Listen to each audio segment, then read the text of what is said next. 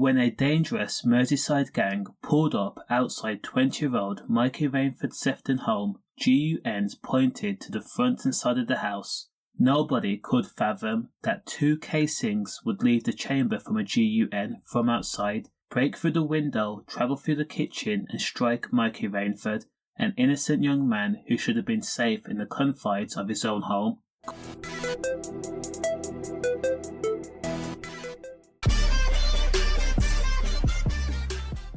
Causing him to be killed in front of his own dad and brother. Mikey's dad, Michael Rainford, explained one minute we were all laughing and joking around the kitchen, and Mikey was packing his bag to see his girlfriend, and the next moment we hear a pop-pop sound, glass breaking, and we are holding each other, and the next minute he's gone. Mikey Rainford had wrongly been singled out as part of a gang dispute where the window of a home in Seaforth belonging to Joyce Smith had been put through, in part of a rivalry. Under any other circumstances, the homeowner would dial 999 and report the incident to police, or call the insurance company. However, the homeowner, who had given birth to 2 young men, and they were fully entrenched into the gang culture, dealing and also carrying GUNs and riding e-bikes and scramblers, they were going to sort out the problem. Acting swiftly, brothers who were described as despicable and displayed characteristics that shown a blatant disregard for human life. 19-year-old James Foy and 22-year-old Michael Foy wanted to avenge their home for what they deemed as a sign of disrespect.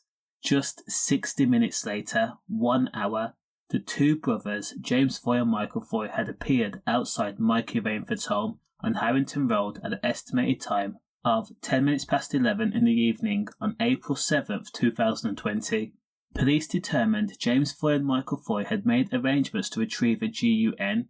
They travelled from their home in Rossignol Street in Seaforth, carrying pistols and riding e-bikes. Police says the brothers were aligned with the Lynn Acre Young Guns, a gang that had real problems with the Kirkstone Riot Squad. The 2 gangs were known to police for causing terror on the streets. They had taken part in crimes like having a out in public, also dealing Class A like White and H, and also carrying blades and trying to swing, jab and poke at each other. Now, police says that both gangs were so notorious that a police task force called Operation Hendon had been set up previously, with the sole purpose of dismantling and jailing GMs responsible for flooding huge portions of Merseyside with Class A. Most areas affected were Southport, Seaforth and Waterloo. Michael Foy had actually been involved in these incidents, and he was a teenager at the time and had been jailed as part of Operation Hendon after being caught selling Class A to an undercover police officer. Michael Foy had been jailed for his part in 2017. Now, regarding this incident, Mikey Rainford was so oblivious to what was going on outside that again he was packing his bag in order to prepare himself to stop at his girlfriend's house. He was oblivious that Michael and James were closing in on him. After all, he did nothing wrong. Now, they were making inquiries to locate his address. Mikey was in the kitchen when he suffered 2 wounds, target area being the chest. Now, it was said that Mikey was momentarily stunned, red pooling before he crashed to the ground. As Mikey's dad held his son in his arms to protect him, stem the red and pad the hole, keep his son alive, 999 was quickly dialed by Mikey's brother, Josh Rainford. Josh told the operator, "My brother's been struck." When asked who did this, Josh explained he had no idea, adding, "We just heard a bang through the window, we don't even know if we are safe." And emergency services rushed to the scene, that being police and of course ambulance crew. This was not supposed to happen to Mikey, not to them. He was a popular skater who had a big following on social media. He had no alliance or allegiances to any gang. He was loved in the area and had no beef with anyone. Now, the brothers, Michael and James, who had travelled to Harrington Road via bike, left the scene. Mikey Rainford had been packing his bag again to travel to go see his girlfriend. His dad, Michael Rainford, was beside him in the kitchen. Now, in the aftermath, the brothers had taken off their clothes, left their clothes tainted with GUN powder residue and spills of red, and gave the clothes to their neighbour, Andrew Saunderson. The mom, Joyce Smith, purposely broke her mobile phone and snapped her SIM card, hoping to destroy any conversation that could tie her sons to the crime. And Uncle Craig Johnson had stored the brothers' bikes.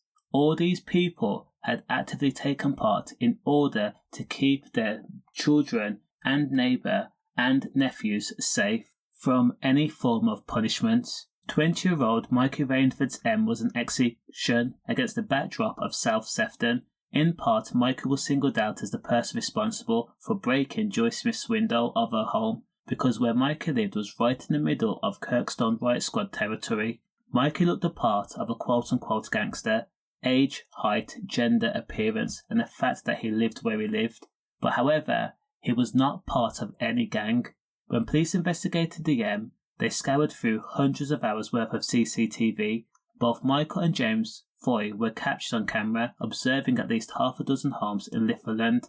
The brothers had sent messages to other gangsters, friends and family, asking for information on the person responsible for bricking their mom's windows. As the young men continued to search nearby homes, their mobile phones were constantly lit up. Police believed that the phone lighting up were friends mentioning the name Mikey Rainford, who was a skater rather than a gangster, giving the boys Mikey's address. Sadly, the brothers, Michael and James, were given Mikey's address and given false information that set them on their path.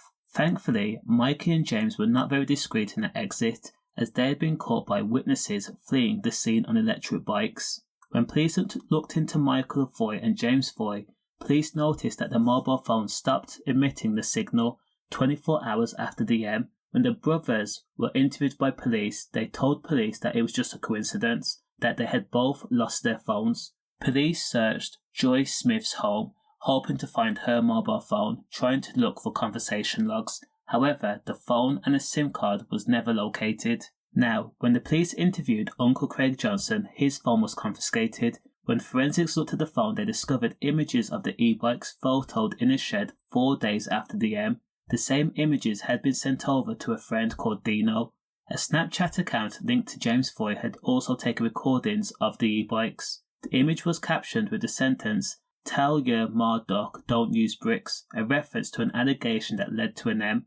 All 4 people were then arrested. That included Michael Foy, James Foy, Joyce Smith, who was also known as Joyce Smith, Craig Johnson, and the neighbour, Andrew Saunderson. Now, Michael Foy was found guilty of the M, and he was sentenced to life in jail with a minimum term of 30 years. His brother, James Foy, was also found guilty of the M and also possession of a GUN. He was jailed for life and told that he would have to serve a minimum term of 28 years in jail. He was also given 5 years in jail to run concurrently for possession of another GUN pertaining to a different incident.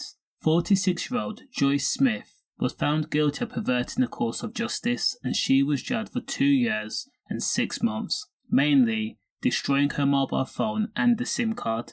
39-year-old Craig Johnson, who was Joyce Smith's brother, he was jailed after being found guilty of perverting the course of justice, and he was jailed for 3 years. 48-year-old Andrew Saunderson was jailed also after being found guilty of perverting the course of justice. She was jailed for 18 months but was suspended for 2 years and also given a rehabilitation order.